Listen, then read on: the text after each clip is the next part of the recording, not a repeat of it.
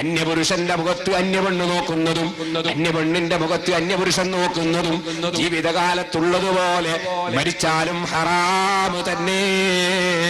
അതുകൊണ്ട് മരിച്ച മയ്യിത്തിന്റെ മുഖം കാണാൻ അത് അനാവശ്യമായി ധൃതി കൂട്ടേണ്ടതില്ലെന്നും അതിന് വാശി പിടിക്കേണ്ടതില്ലെന്നും ഞാൻ ഈ സമുദായത്തെ ഓർമ്മപ്പെടുത്തുകയാണ്. നോക്കുമ്പോൾ കണ്ണ് എന്തിനു വേണ്ടി ഉപയോഗപ്പെടുത്തണം? അതിനു വേണ്ടി ഉപയോഗപ്പെടുത്തിയാൽ അത് നീതിയാണ്, അത് വിട്ടാൽ അത് അക്രമമാണ്. ഇതുപോലെ കാതുകൊണ്ട് കേൾക്കുമ്പോൾ ചെറുപ്പക്കാരാ, അള്ളാഹു തന്ന കാതുകൊണ്ട് നീ ഖുർആൻ കേൾക്കുക, ഹദീസ് കേൾക്കുക, നല്ല സംസാരം കേൾക്കുക, സുന്നത്ത് ജമാഅത്തിന്റെ പണ്ഡിതന്മാരുടെ പ്രസംഗം കേൾക്കുക, സുന്നത്ത് ജമാഅത്തിന്റെ ക്ലാസ് കേൾക്കുക, നീ നല്ല നല്ല വർത്തമാനം കേൾക്കുക, നിന്റെ മഈശത്തിന് ആവശ്യമായ വസ്തു വിഷയങ്ങൾ കേൾക്കുക. നേരെ മറിച്ച് നീ ഗീബത്ത് കേൾക്കരുത്, അന്യന്റെ കുറ്റവും കുറവും പറയുന്നത് കേൾക്കരുത്, ആലിമീങ്ങളെ ഗ്രൂപ്പ് തിരിച്ച് കുറ്റം പറയുന്നത് കേൾക്കരുത്, വ്യഭിചാരാരോപണം പറയുന്നത് കേൾക്കരുത്, നീ ചീത്ത പറയുന്നത് കേൾക്കരുത്. മോനെ, നീ യുക്തിവാദിയുടെ പ്രസംഗം കേൾക്കരുത്. അതിനു വേണ്ടി അള്ളാഹ് നിനക്ക് കാതു തന്നിട്ടില്ല. ഇസ്ലാമിന്റെ വിരോധിയുടെ പ്രസംഗം കേൾക്കാൻ നിനക്ക് അള്ളാഹ് കാതു തന്നിട്ടില്ല. നിനക്ക് കാദിയാനിയുടെ അപ്പൊ ചില ചെറുപ്പക്കാർക്ക് ഉണ്ടാവും സംശയം, അത് കുറച്ച് കടുപ്പം കൂടിപ്പോയി ഉസ്താദ് പറഞ്ഞു, ബാക്കിയൊക്കെ കടിയായിരുന്നു, ഇപ്പോഴാണ് കടുപ്പം കൂടിപ്പോയത് എന്നൊരു തോന്നലുണ്ടാവും. ഞാൻ കടുപ്പിയതല്ല, അള്ളാഹ് കടുപ്പത്തിൽ നമുക്ക് തന്ന നിയമമാണ്. ഞാൻ കടുപ്പം കൂട്ടാൻ ഞാനല്ലല്ലോ ഈ നിയമം ഉണ്ടാക്കിയത്, ഞാൻ എന്റെ പുസ്തകത്തിൽ എഴുതിയതല്ലല്ലോ. ബഹുമാനപ്പെട്ട ഇബ്നു ഹജറുൽ ഹൈതമി റഹ്മത്തുള്ളാഹി അലൈഹി കർമ്മശാസ്ത്ര നിയമങ്ങൾ പറയാൻ വേണ്ടി മാത്രം രചിച്ച 10 ജുസുള്ള തുഹ്ഫ. നമ്മുടെ കാലഘട്ടത്തിൽ ഞാൻ പുസ്തകം എഴുതും പോലെയല്ല. ഞാനൊരു പുസ്തകം എഴുതിയാൽ അതിന്റെ ചുവട ഞാൻ തന്നെ എഴുതും, പകർപ്പവകാശം പ്രസാധകരിൽ. കാരണം അത് വിറ്റ് വേറെ ആള് കാശുണ്ടാക്കരുത്, അതിന്റെ കാശ് എനിക്ക് കിട്ടണം. അങ്ങനെയല്ല സർവ്വ പുസ്തകങ്ങളും. എന്നാ നമ്മുടെ ഇമാമിങ്ങൾ അങ്ങനെയല്ല. അവരെഴുതിയ ഒരൊറ്റ കിതാബിന്റെയും ചട്ടപ്പുറത്ത് പകർപ്പവകാശം പ്രസാധകരിൽ എന്ന് എഴുതിയിട്ടില്ല.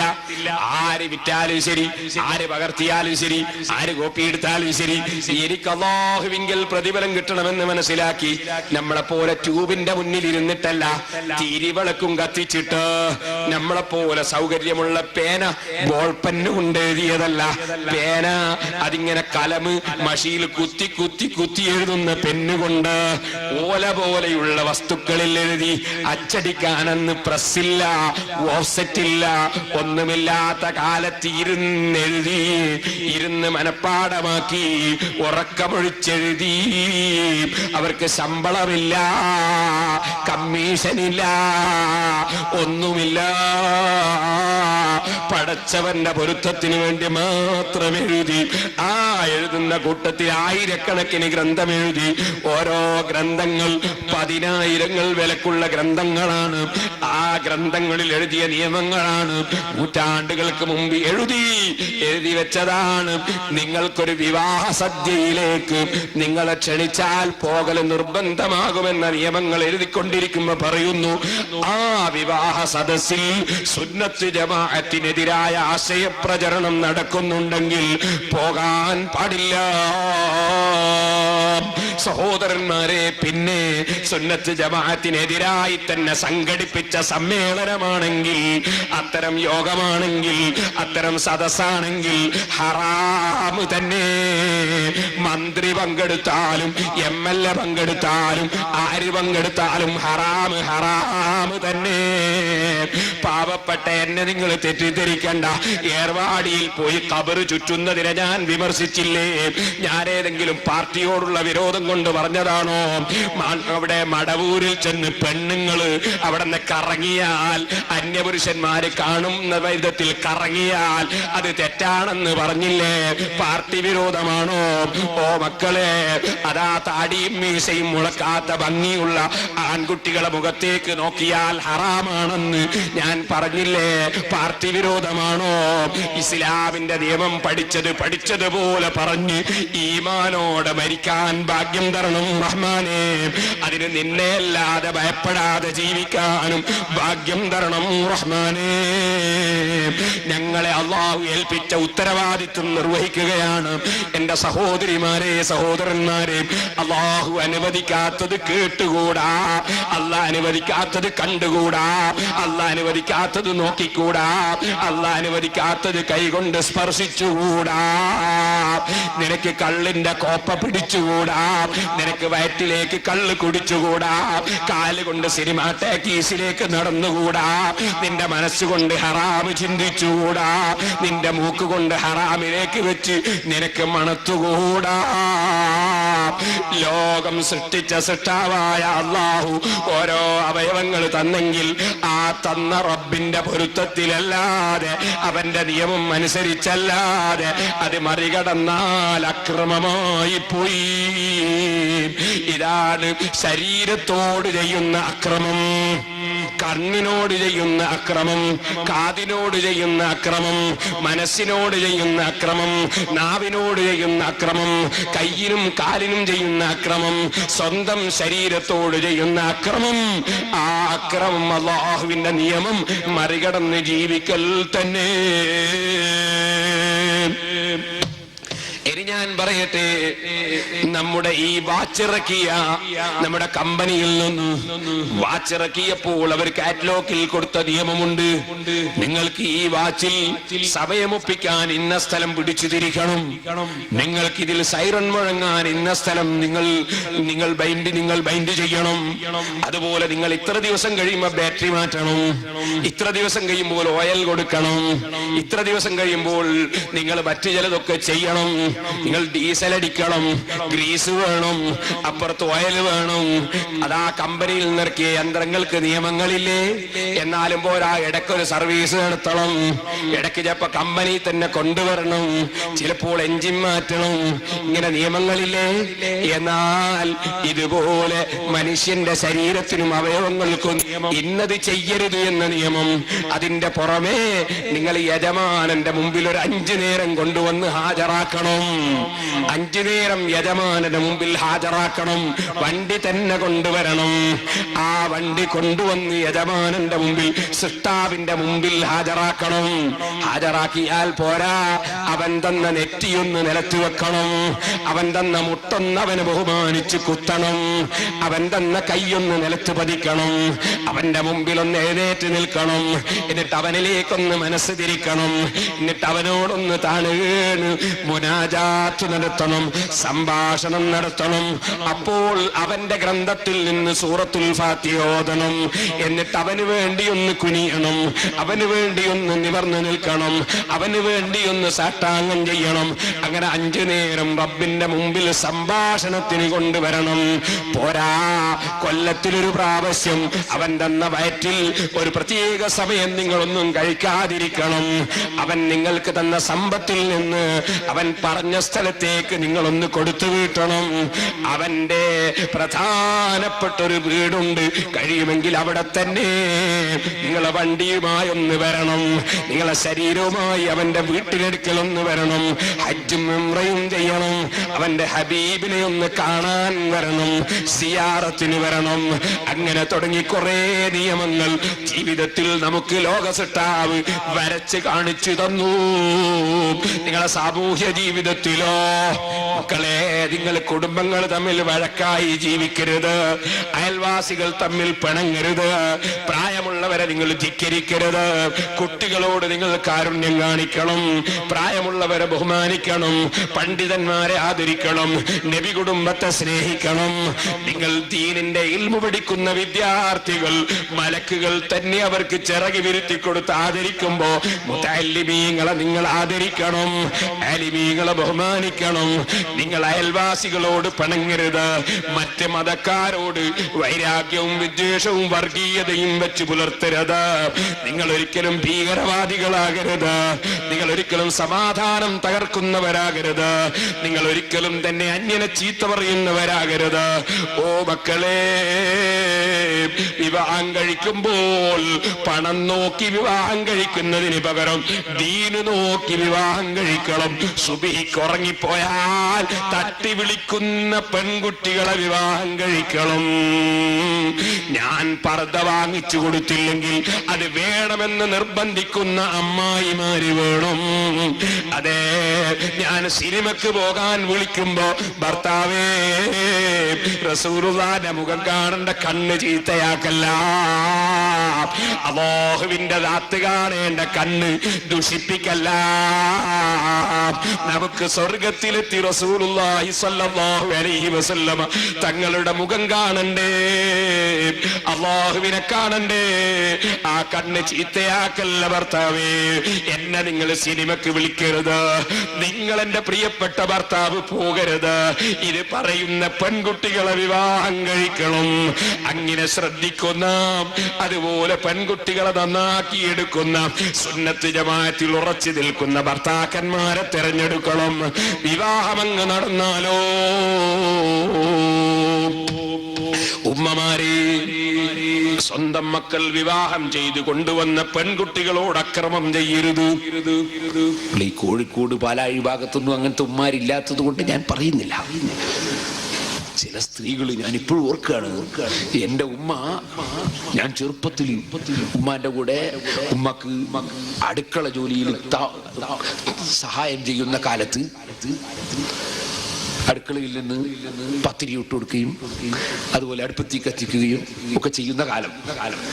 ആ കാലഘട്ടത്തിൽ വീട്ടില് മറ്റൊരു വീട്ടിൽ നിന്ന് ഒരു സ്ത്രീ വരുന്നു. ആ സ്ത്രീ വരുന്നത് എന്തെങ്കിലും വസ്തുക്കൾ അങ്ങോട്ടും ഇങ്ങോട്ടും അയൽവാസികൾ എന്ന നിലക്ക് കൈമാറുന്ന വിധത്തിൽ കൊടുക്കാനും വാങ്ങാനും ഒക്കെ ആയിട്ട് വരുന്നു. അങ്ങനെ വരുമ്പോ ആരും കാണാതെ ഈ പെൺകുട്ടിക്ക് ഉമ്മ കഞ്ഞിയും ഭക്ഷണമൊക്കെ കുറച്ചൊക്കെ കൊടുക്കുന്നത് ഞാൻ കാണാറുണ്ട്. അപ്പുറത്തെ വീട്ടിലൊരു ആരും കാണാതെ കൊടുക്കുന്നത്. അപ്പൊ ഞാൻ അതെന്താണെന്ന് ഇങ്ങനെ ആലോചിച്ചു. അപ്പൊ എനിക്ക് മനസ്സിലാക്കാൻ കഴിഞ്ഞു, ആ പെൺകുട്ടി അടുത്ത് അവിടെ വിവാഹം ചെയ്ത് കൊണ്ടുവന്ന ഒരു പെണ്ണാണ്. അവൾക്ക് എന്റെ വീട്ടിലെ ഉമ്മ എന്തിനു ഭക്ഷണം കൊടുത്തു? എന്റെ വീട്ടിലെ ഉമ്മ കൊടുക്കാൻ കാരണം ആ പെൺകുട്ടിയുടെ ഭർത്താവിന്റെ ഒരു ഉമ്മ ഉണ്ട്. സുബ്ഹാനല്ലാഹ്, എന്താണ് അവളെ ഗൗരവം! ഈ പെൺകുട്ടിക്ക് ആവശ്യമായ ഭക്ഷണം കൊടുക്കാതെ ആ പെൺകുട്ടിയെ പട്ടിണിക്കെടുത്തു. ഇല്ലാഞ്ഞിട്ടാണെങ്കിൽ സഹിക്കാം, ഉണ്ടായിട്ട് കൊടുക്കില്ല. അഥവാ അപ്പുറത്തെ വീട്ടിൽ നിന്ന് വേറൊരു ഉമ്മ കൊടുത്ത വിവരങ്ങാനും ആ ഉമ്മ അറിഞ്ഞാൽ പിന്നെ ആ പെൺകുട്ടിക്ക് അവിടോട്ട് നിലനിൽപ്പില്ല. ആ രൂപത്തിൽ സ്വന്തം മക്കളെ പെൺകുട്ടികളോട് അക്രമം ചെയ്യുന്ന ചില ഉമ്മമാര് ഇവിടെ ഈ പാലാഴി ഭാഗത്ത് അങ്ങനത്തെ ഒരൊറ്റ ഉമ്മമാരും ഇല്ലാത്തത് കൊണ്ട് ഞാൻ പറയുന്നില്ല. ഇവിടെയൊക്കെ ഭാര്യ വീട്ടിൽ ഭർത്താക്കന്മാര് രാത്രി പോയി താമസിക്കുന്ന ആചാരമാണോ അല്ല തിരിച്ചാണോ? തിരിച്ചാണ്. ഞങ്ങളുടെ നാട്ടിലൊക്കെ ഉള്ള പോലെ തന്നെ അല്ലേ? അങ്ങനെയാകുമ്പോ പിന്നെ അത് വലിയ പ്രശ്നമാവില്ല. അമ്മായി പുതിയാപ്പിളക്ക് കൊടുക്കാത്ത പ്രശ്നം ഉണ്ടാവും. നേരെ മറിച്ച് ഈ പെൺകുട്ടികളെ പട്ടിണിക്ക് കിടത്തുന്ന ഉമ്മാര്.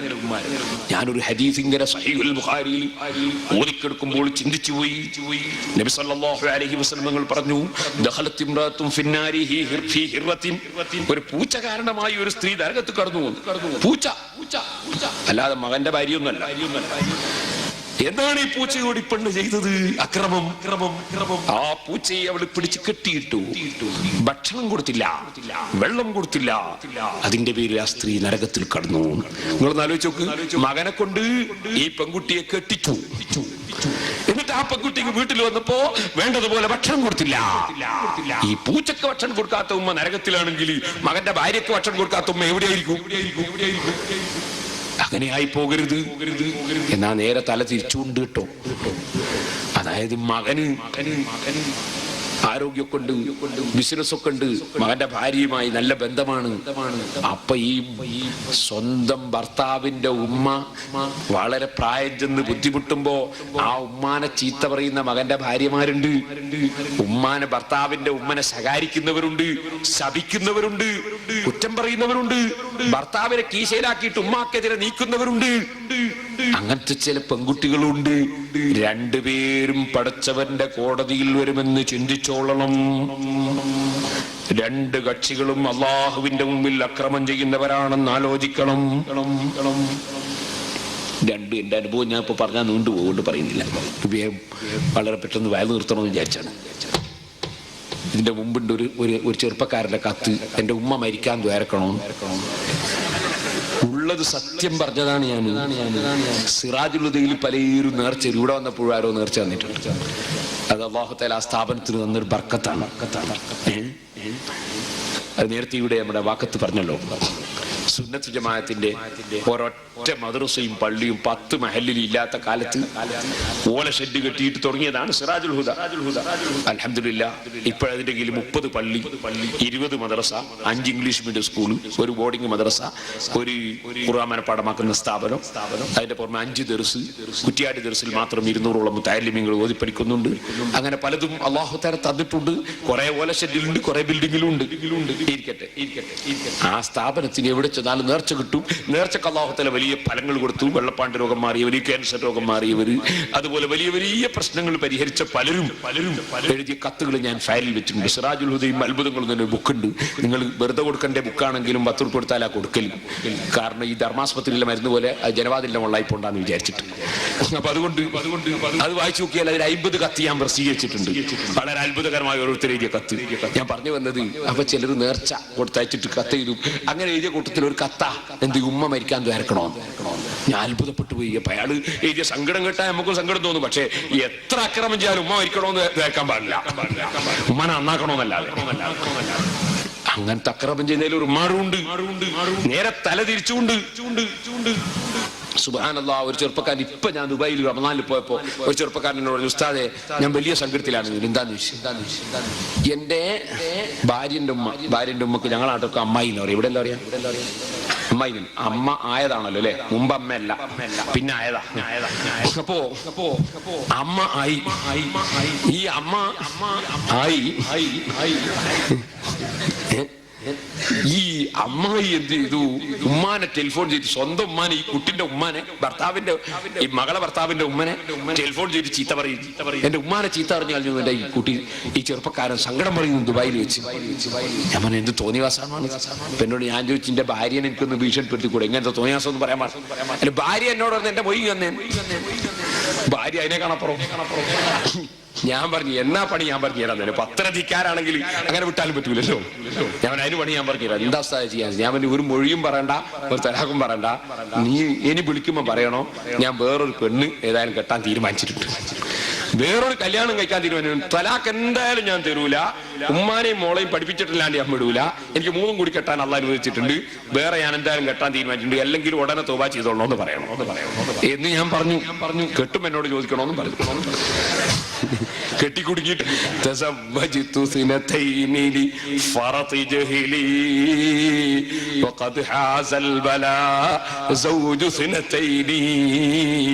എന്ന് അബ്ദുൽ ഹാഫിസ് ഷറാനി റഹ്മത്തുള്ളാഹി അലൈഹി തായിഫുൽ ബനയിൽ ഒരു പദ്യം കൊടുത്തിട്ടുണ്ട്. 2 ഭാര്യമാരുള്ള ഭർത്താക്കന്മാർക്ക് അതൊക്കെ എന്നോട് കംപ്ലൈന്റ് ഒന്നും വേണ്ട, അത് 2 കൂടി ഒപ്പിച്ച് കൊണ്ടുവന്നുണ്ടെങ്കിൽ സമ്മാനം കൊടുക്കേണ്ടവർ തന്നെയാണ് അവര്. 2 വിവാഹം കഴിച്ചത് എന്റെ വിവരക്കേണ്ട അങ്ങേത്തല കൊണ്ടാണ് ഞാൻ കുടുങ്ങിപ്പോയി എന്നാ ഒരു മഹാൻ പാടിയത്. വലിയ വിഷയം തന്നെയാണ്, ഇപ്പൊ പറയുന്നില്ല. മഹാന്മാരിൽ ചിലർ പറഞ്ഞു, ഒരു നൂലിങ്ങനെ പിടിച്ച് കെട്ടി, അപ്പുറവും ഇപ്പുറവും കെട്ടി, അതിന്റെ മധ്യത്തിൽ ഒരു ഇറുമ്പ് കയറി തിന്ന്. ആ ഇറുമ്പിങ്ങനെ മധ്യത്തിലുള്ളപ്പോ 2 ഭാഗത്തും തീ കൊടുത്ത് നൂലിന്. എന്നാ ഈ ഇറുമ്പിന്റെ ഹാലെന്താ? അതേ ഹാലായിരിക്കും 2 കല്യാണം കഴിച്ചോന്റെ ഹാല് എന്നാ പറഞ്ഞു. 2 ഭാഗവും തീയാ, ഇവ മധ്യത്തിലാ. ഈ ഒരു ശൈലിയായിരിക്കും അവസാനത്താണ് പറഞ്ഞത് ഞാൻ ഓർക്കുന്നു. അങ്ങനെ പറഞ്ഞവരുണ്ട്. അതുകൊണ്ട് പെട്ടെന്ന് അങ്ങനെ വേറെ ഒന്നും കൂടി കെട്ടാനങ്ങ് ആഗ്രഹിക്കൊന്നും വേണ്ട, ചോദിച്ചിട്ടും ചെയ്താൽ മതി എന്നതും ഞാൻ പറഞ്ഞു അവനോട്. ഇത് പറഞ്ഞു വന്നത് അങ്ങനെ ചെയ്യുന്നവരുണ്ട്. ഇടയ്ക്കൊരു കാര്യം പറയാ, നമ്മളെ സിറാജുൽ ഹുദന്റെ കലണ്ടർ കിട്ടും. നിങ്ങളെല്ലാം ഓരോ കലണ്ടർ വാങ്ങണം. പൈസ ഉണ്ടാക്കാനല്ല, ഒരു സിണ്ടായി കൂടാത്തത് കൊണ്ടല്ല, അതൊരു പ്രചരണത്തിന് വേണ്ടിയുള്ളതാണ്. ഓരോ കലണ്ടർ എല്ലാവരും വാങ്ങണം. പൈസ തരാൻ അള്ളാന്റെ ഖജനാവിൽ എത്ര ഉണ്ട്? പല നിലക്കും തരാം. ഇപ്പൊ അടുത്ത 50,000 രൂപന്റെ ചെക്ക് ഒരാൾ കൊടുത്തയച്ചു, അയാളെ സൂപ്പർ മാർക്കറ്റ് വിറ്റ് കിട്ടാൻ വേണ്ടി വാങ്ങാനല്ല. അൽഹംദുലില്ലാഹ് നല്ല പൈസക്ക് വിറ്റ് ചെക്ക് അയാൾ കൊടുത്തേക്കുകയും ചെയ്തു.